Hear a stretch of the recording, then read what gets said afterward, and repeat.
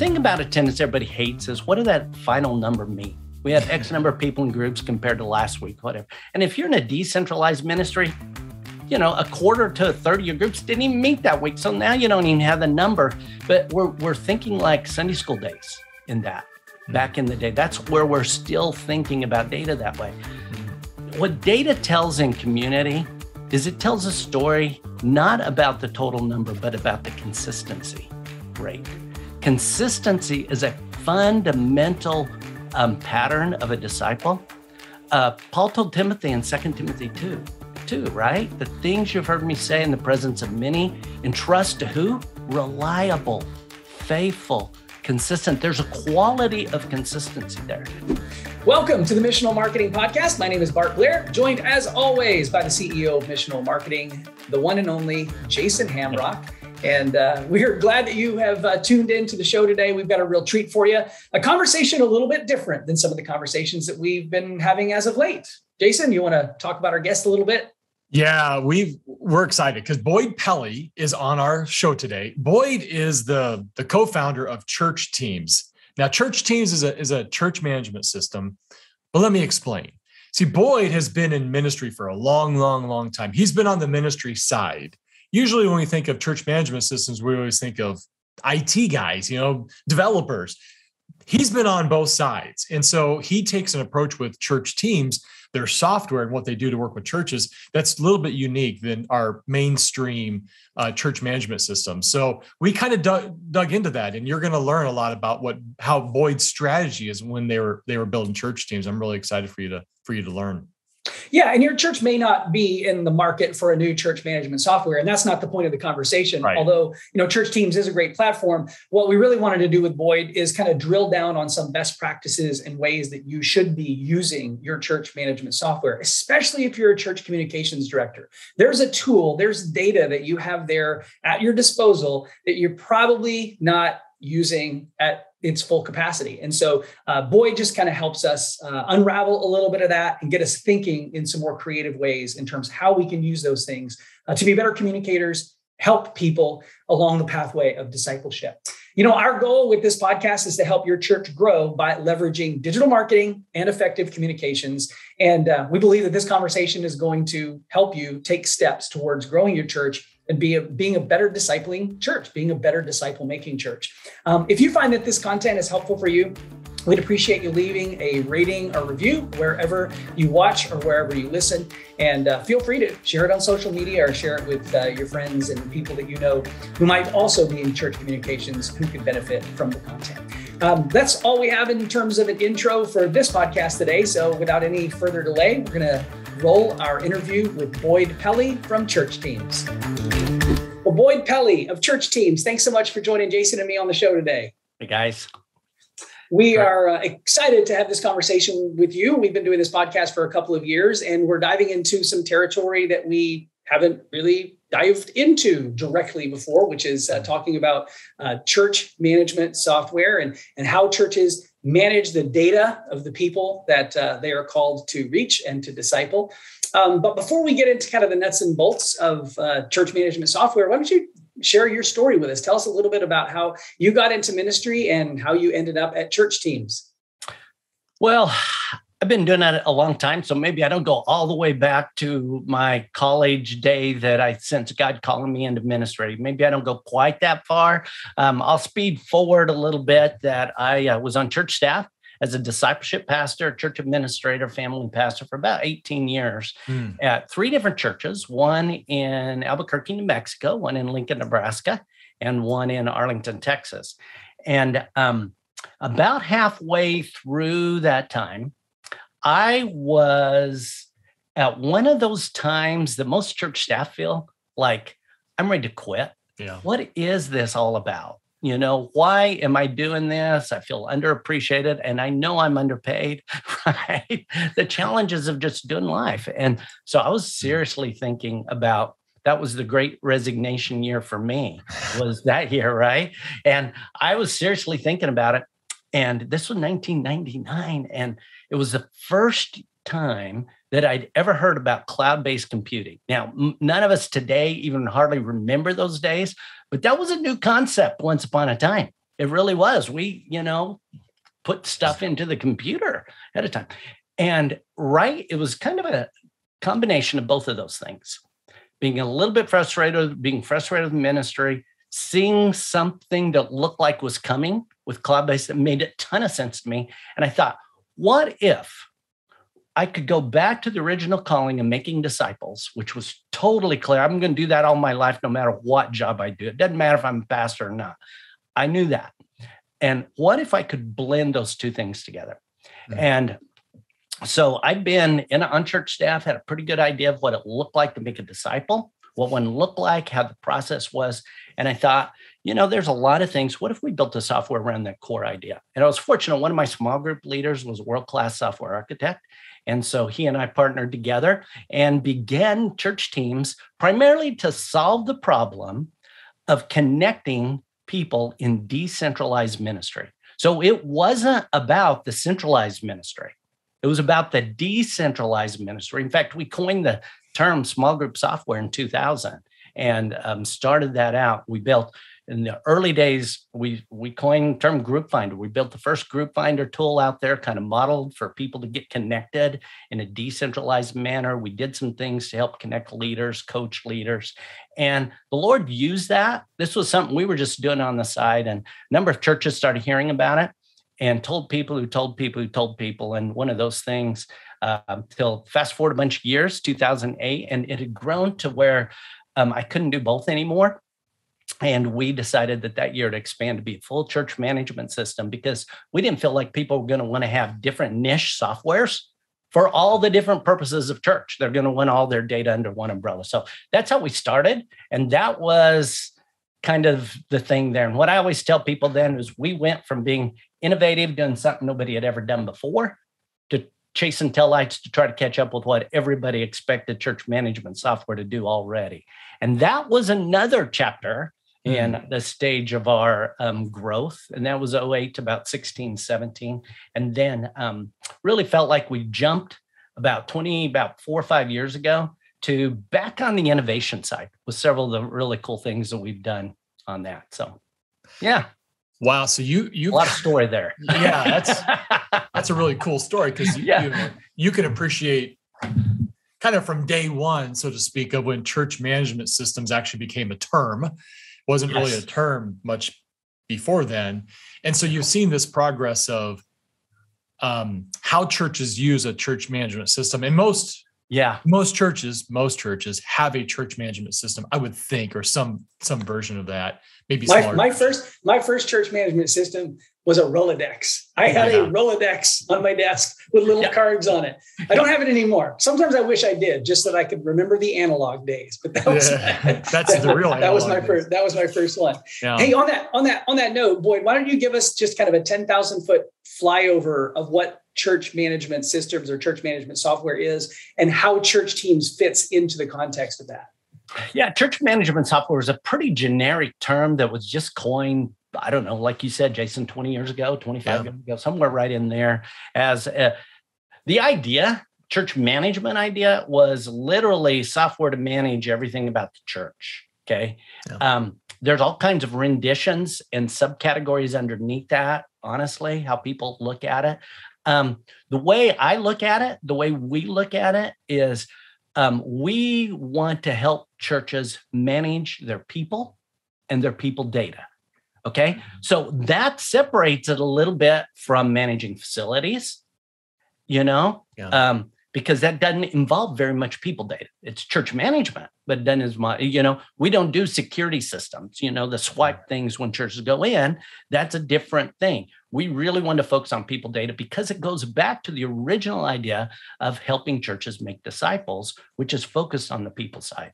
So that was always kind of our thing. If it had to do with people data, we wanted to be a place where we managed everything around the people side of stuff. Some folks come at it as church management means planning everything for what happens on Sunday morning. And that's what church management is, or has to do with everything around finances or taking attendance or things like that. So different companies kind of approached it a different way. It's really interesting when you look at a church management system to go back and find out what was the original vision? What is the angle that they're coming at? because that's the nuances of the differences between the different companies.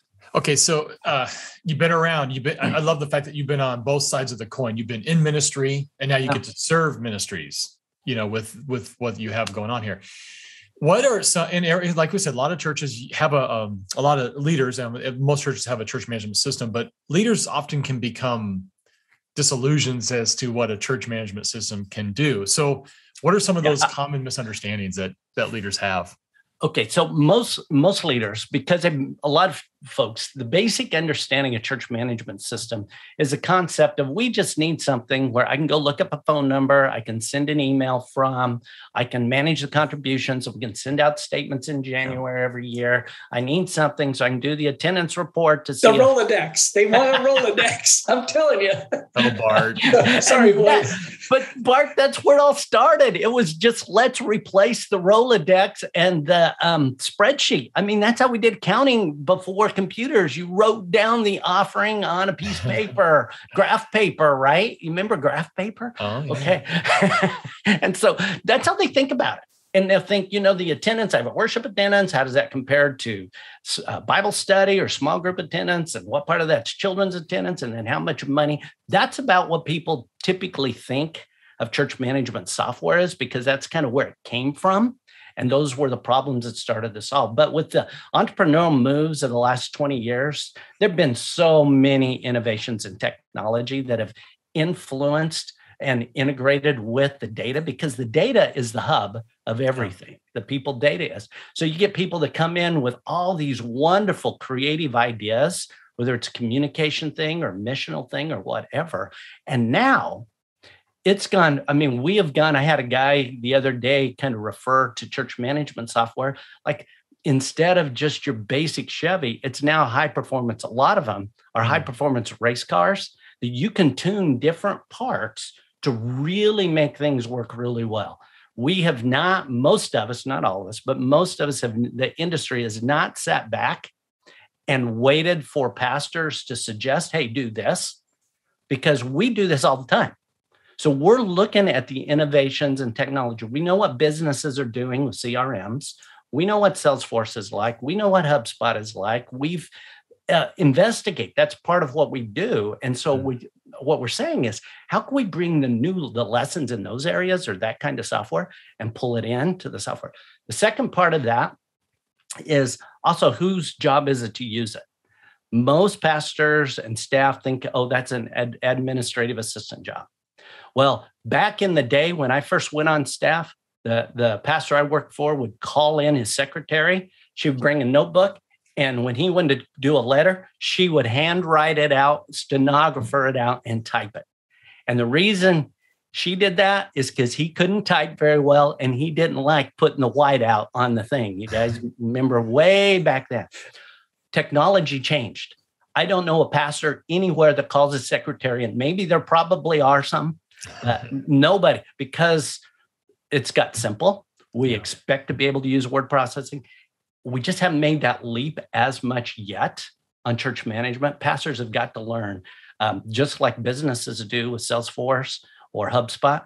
Pastors have got to learn that we have got to use the data if we're going to get what the potential out of the software is. So what you're saying is, instead of just using it for what you think it is, I need to find somebody's, number or email. It can be a discipleship tool, and it should be a discipleship tool. So go into when it's effectively, used and employed. How does a CHMS become a discipleship tool? Yeah. So at the essence, the concept of making disciples is a process. It's not a static thing, but it's a process of movement from one place to the other. And we want to be able to reach out. Here's what I love about missional marketing. You guys have figured out how to get the word out there using, whether it's social or even helping churches with SEO, begin thinking about marketing, just like I would in a business about marketing church teams. What's SEO look like? Where do I go? Okay. So one of the things that we've built up I feel like software has to do is it has to be able to pull the call to action from that. Okay. So wherever you're at, that call to action isn't just a generic form sitting at a Wufoo thing that's the 412th different database that we've got on church staff, right? And he's got that, it's siloed over here, and this is siloed over there, and this is siloed, and this is siloed. But your church management software has that call to action link in it. Then that goes into the software, which creates the drip flow, the funnel, whatever that ought to look like in the church. Is you've got the automation, and the best software out there nowadays, we do that. We'll send the email. We'll notify the pastor to do the follow-up call. We'll send the text. You can personalize that text. You can tell the responses on that text. And with the objective of taking somebody who maybe their marriage is falling apart and you've caught them with something, they fill that out. They just get some emails with some tips and helps on marriage, not even an invitation to church yet. Mm-hmm. We're just beginning to build trust. This is what you do in marketing all the time. That's just right. Begin to build trust and helping churches. We are really here to serve. And some of those trust elements might be 3 to 5 minutes of the pastor's sermon, the best part of the curriculum that we help churches with on marriage, just to salt the oats. And then after people have got a number of those, then you do the invitation. That's where it then starts. Now they come and you do the same sort of process from the first time they're a visitor, getting them to a point of commitment. Then from that commitment point, you've got the same sort of process that you're trying to manage to help people connect to a small group and to a ministry based on their ministry interests, the gifts on the serving side, based on geography, maybe life stage on the group side. And so you're able to use the software to help flow that motion all the way from far away from God to the point they're fully engaged in the life of church. Oh, I love that. See spots. Yeah. And what's cool about that is all the data that's collected. I've always talked about, and Bart's heard me say this, and I learned this, the 4 stages of what we might call the buyer's journey in the business world, but in the church world, it's a little bit different, but it's still the same concept. And that is you're building awareness, right? Mm-hmm. And that awareness is going to come into some kind of engagement or consider stage, right? So now they know who you are. They're thinking about considering, they're engaging with some of the content you've created. That's going to hopefully spill into the decision stage, which is I've made a decision. I'm going to raise my hand. I'm going to fill out this thing. I'm going to show up to church, right? You've made yourself known, which then, for businesses, they bought something. For the church, that's not the final stage. The final stage is the discipleship. Yes. You're now discipling this person, leading them to Jesus, to the cross. And then once they dealt with the cross on their walk with the Lord. What is so cool about what you just said was all those are trackable with data, and you can find and watch and tweak and change on the fly. I love the idea of people engaging with some kind of a content that if they raise their hand, that they can easily get put into a drip email campaign from your church management system until they make the step to say, I want to join. I want to come to church, or whatever that next step would be. Hey, Bart Blair here. I'm the producer of Missional Marketing's Church Growth Interviews podcast. Thanks so much for tuning in. At Missional Marketing, we're passionate about helping churches reach more people for Jesus online. And one of the ways that we do that is by helping churches acquire more new visitors to their website utilizing the Google Ad Grant. Google offers qualifying nonprofits, including churches, up to $10,000 a month in advertising. That means that you, as a church, could be using Google as one of your primary digital outreach strategies to communicate the gospel and reach more people in your community. If you'd like to learn more, visit our website at missionalmarketing.com and click the link at the top of the page that says Google Grants. We'd love an opportunity to partner with you in your mission to build God's kingdom here on earth. Well, thanks again for listening to our podcast. And now back to the show. I want to highlight, let me highlight here, Boyd, before you respond to that. I want to highlight the fact that what I think you explained were automated processes that can be automated in your church management system so that it removes the human error of somebody forgetting to follow up with someone, somebody forgetting to call them, someone forgetting to send that email or text. But you build that in so that you're consistently nurturing those initial relationships with people right out of the gate. It's consistent. It happens every single time, and it doesn't have to be thought about every single time.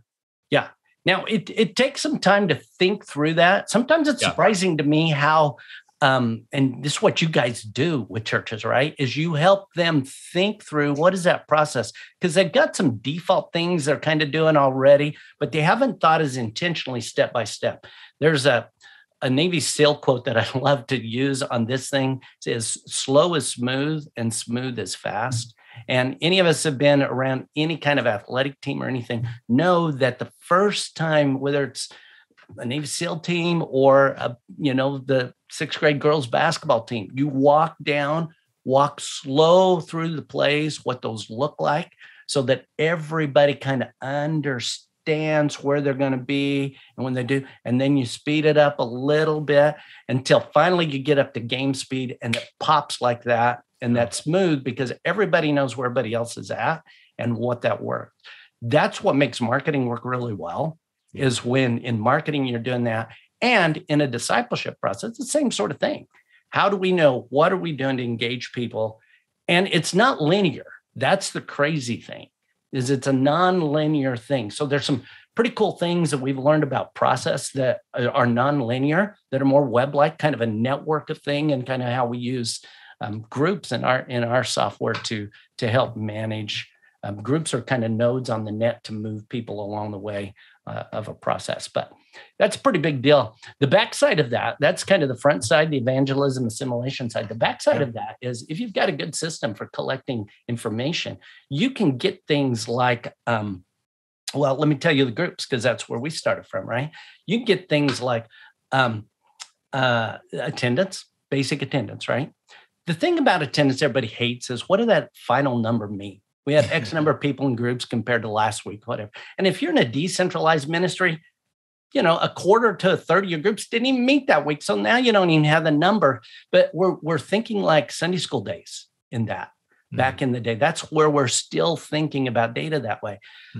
What data tells in community is it tells a story not about the total number, but about the consistency rate. Consistency is a fundamental pattern of a disciple. Paul told Timothy in 2 Timothy 2, right? The things you've heard me say in the presence of many, entrust to who? Reliable, faithful, consistent. There's a quality of consistency there. So we learned this is one of our strongest things on the groups. You can rate the consistency rate of groups as well as people in the groups. So one of our, and so there's a couple of things on that. You can see, based on the consistency rate of a group, let me give you an example. A group of 8 to 12 that averages less than 50% consistency is a group that needs some coaching. Something's going on in there. There's a relational dynamic. There's a teaching dynamic, something. If you're serious about discipling and not just connecting people, now you got to connect them. But the next stage is the discipling thing. That's a flag that we can show you. And we can tell your team, here are the groups that need some attention there. But also those groups that have 80% or more consistency when they meet, even if they only meet twice a month.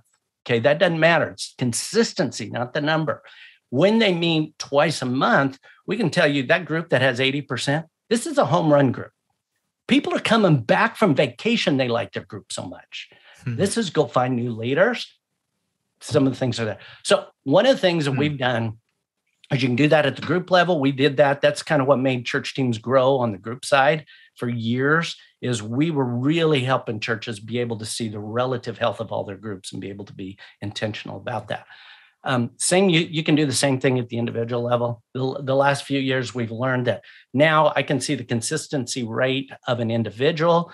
We can actually automate reports that will do a summary and say, for Boyd, he is a person who attends more than 50% of the time. The software runs a report once a month, picks that up. He's got a profile. The profile on that is a green profile. He's doing good. Instead, and then if it was less than that, it might be yellow or even red if they're not in groups. So I can glance at a member profile, see where they're at on each of these areas, not based on subjective means, but actually based on actual analytics. And so then I can see as a church, how are we doing across the board? There's just some really cool things you can do with that data once you get into that. Sorry, I got probably in the weeds too much. Well, no, I love that because you're intersecting technology, data, with humans and what's really happening. And I think often, this is for church leaders, we have a think about our church management system that it's limited in some ability, but that's not the case. It doesn't have to be the case. You can use it to connect, to find out. In fact, there's a church we're working with where they have a ton of stories, right? Tons of God's doing some amazing things in these people's lives. Their problem is being able to find and collect those stories. And I would imagine your church management system should and could fill that gap, because the stories are there. The humans and the people and what God's doing is all there. Finding it and then being able to do something with it, it's a whole nother thing. And so what you're saying here is a church management system, if it's an effective system, it's going to be able to bridge that gap. It's exactly right. And the data is coming not from the staff knowing all of that. It can actually come from the people, like that group leader that's across table and doing a quick summary of it. One of the things we do is we give them the place to where they can put in the story of what's God's doing in that group. And then the staff that rolls up to the staff. Yeah. So all they do is read the follow-up email on that and see it. And then we send that to the right staff person to be able to, follow up if they want to capture the story for something else. Or, wow. I mean, you could dumb that down even so much to say, like, one of the questions that I work with churches a lot, they're like, we need to tell stories. We don't know what stories to tell. We want to highlight groups. Okay. This is a blanket statement. Okay. But I think it's a pretty good generalization. Most churches, with small groups, go through seasons where they need to make these hard pushes to try to get new people to engage in groups. How do we get more people connected in groups? How do we get more people to raise their hand and say they will lead groups? How do we really champion this at a level that's going to move the needle in our church and in the lives of the people in our church?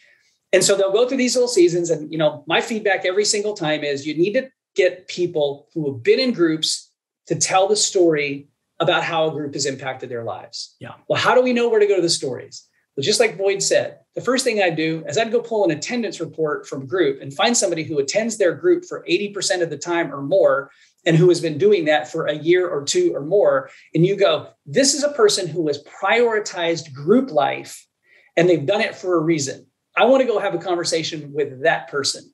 I also want to have a conversation with the group leader who is leading that group, who has 80% attendance, consistency, time over time, because there's something about the way that group leader is leading that's making the people want to participate and want to be engaged in that group. So right out of there are some boxes that get checked that tell you, I don't know necessarily what the story is based on the data that's there, but I know there's a story there that I need to go and investigate. And that's where I would start.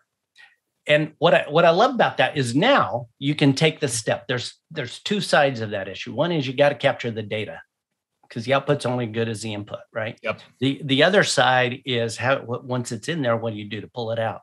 What if on that, like that illustration you just used, Bart, what if we created a monthly report that automatically sent you the first of the month, a list of names of people who had been 80% or more to their small group over the last 3 months. And you just built that. Nobody runs that report anymore. You could set it up, but it just shows up in your inbox. And you got that list, whether you need it that month or not, it doesn't matter. Okay. So the idea with that is that the software takes responsibility for two things. One is to capture the information, which is really crazy. The other one is to disseminate it. Yeah, that's where the more intelligent software is headed, and that's kind of what we're thinking from. And we've got some systems in place, like the automated reporting that can do the feedback. The other system is, and this was one of the things on our group side, is the accountability we built into getting feedback from the groups was pretty huge. And that's where it's got to be right in the middle, in people's face, if you're going to get the feedback from people. Yep. Okay, because this is going to lead right into that. Collecting that information, huge, right? So you got a congregation and you got all kinds of stories and changed lives, and we could go on and on about all that. Collecting that. So you put a lot of emphasis on using texting. Explain why and some of your thinking through that. Okay. That's exactly where this is headed.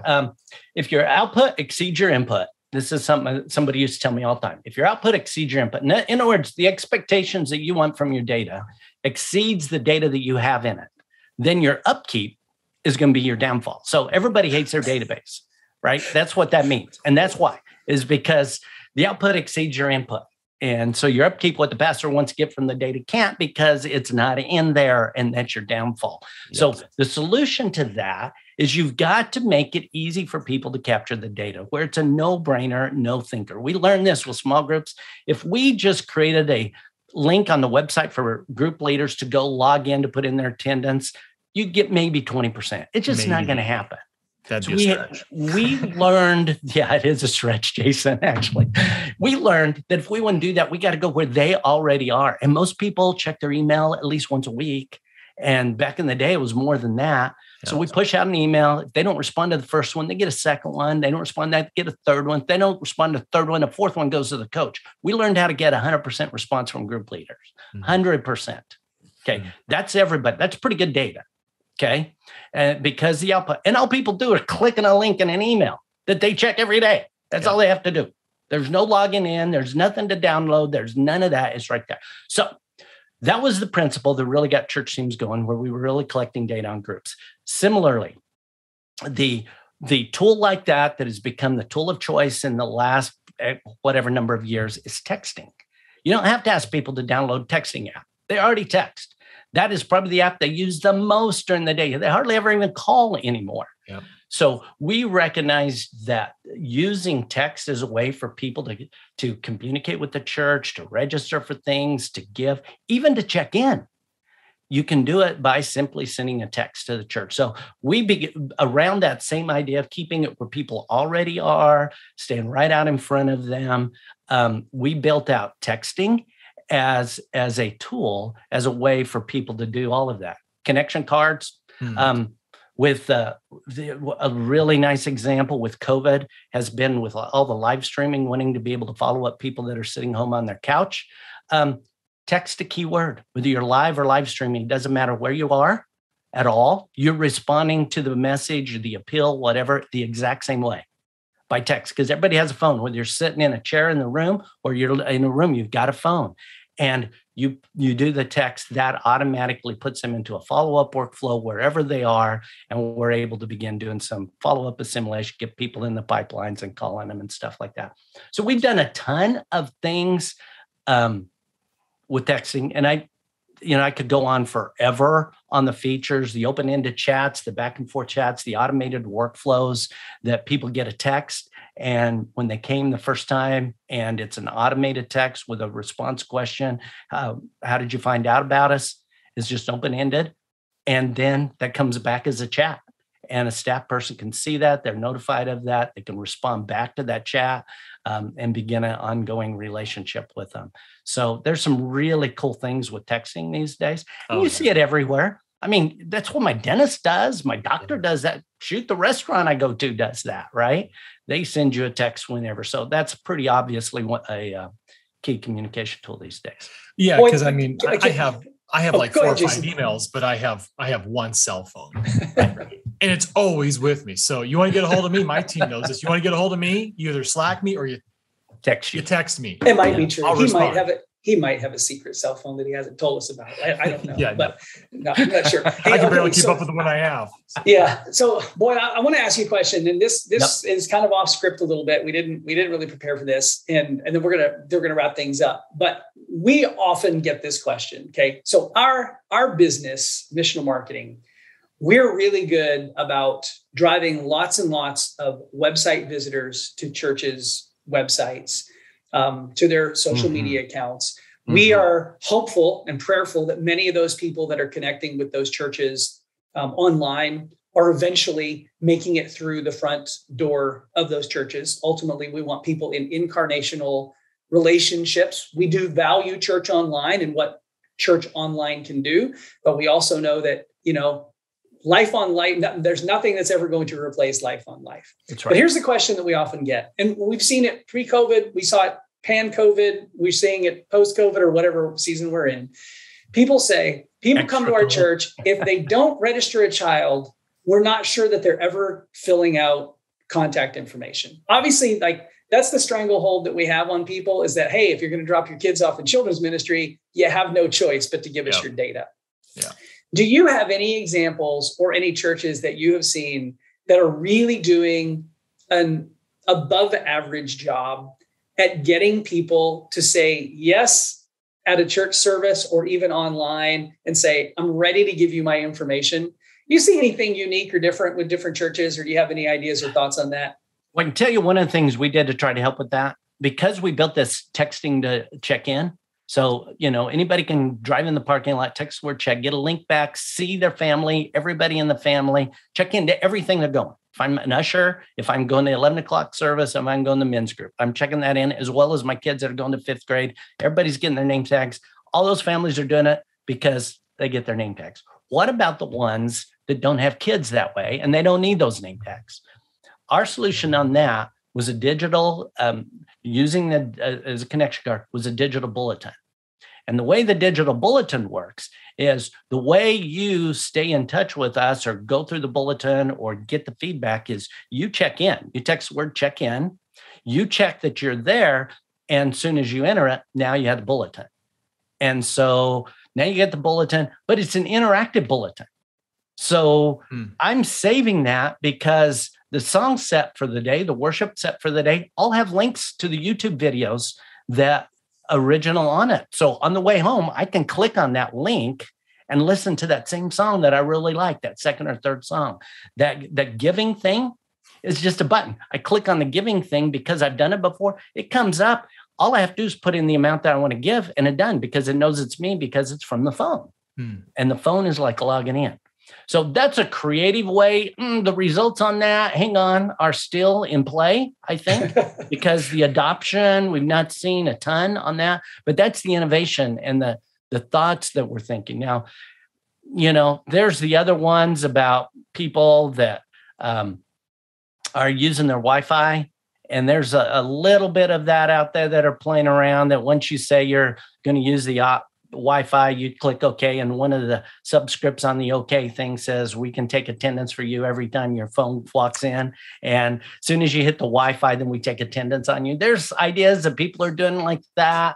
That's a little bit iffy. I mean, I have such good service that I don't need to connect to the church's Wi-Fi. Exactly, and people aren't doing that anymore. They'll take that off. I mean, you could go with the facial recognition thing, I suppose. A little scary. I really like your second one. Like, again, to me, it's how much are you going to reinforce at church? Yeah. You can't, I said earlier, it's like raising kids. It's like your wife, you don't say, well, I told you I loved you when we got married. Isn't that good enough? Yeah. You have to reinforce it all the time. And so you can't just start something. I worked in a church for a long time. We would start stuff. And if we didn't really hammer it through, it just fizzled out. Yeah. That's the same thing with your technology. It's going to fizzle out unless you use it and reinforce good habits. And that's really right. You'll get results. Yep. Yeah, absolutely. Well, Boyd, we're going to wrap things up. This has been a really fantastic conversation and really appreciate you taking the time to hang out with us via Zoom. We didn't mention this at the start of the interview, but Boyd and I live like 10 minutes away from each other. So we could have actually gone and sat and done this in person. We will probably have another conversation about this stuff over a meal sometime soon. Jason, sorry, you'll have to fly to Texas to join us, but I'm sure we can make arrangements for that. Boyd, if any of our listeners or those catching this video on YouTube would like more information about Churchteams, or if they'd like to connect with you, what are some of the best ways for them to do that? Two things, a couple of things on that. One is if you just want to stay in, I do a weekly blog on technology and ministry, kind of the blend of some of the stuff like we've talked about today. I'll do workflow, all kinds of things. Blog.churchteams.com, just churchteams.com is where we're at. Also, if you want to take a step further than that and just get in touch with us and begin thinking and learning more about software, there's a 30-day trial on our website. But also you can go to ctinfo.us. Okay. ctinfo.us, and it's there, and you can jump in, give a little more information. But really, from our website, start a free trial from there. Reach out to us in all kinds of ways on that. So, churchteams.com. Awesome. Boyd, thanks so much for hanging out with us today. We really appreciate it. And just pray that you guys continue to move the needle in helping churches manage data and make more disciples. Thanks, Bart. Appreciate all you guys are doing too. A lot. Take care.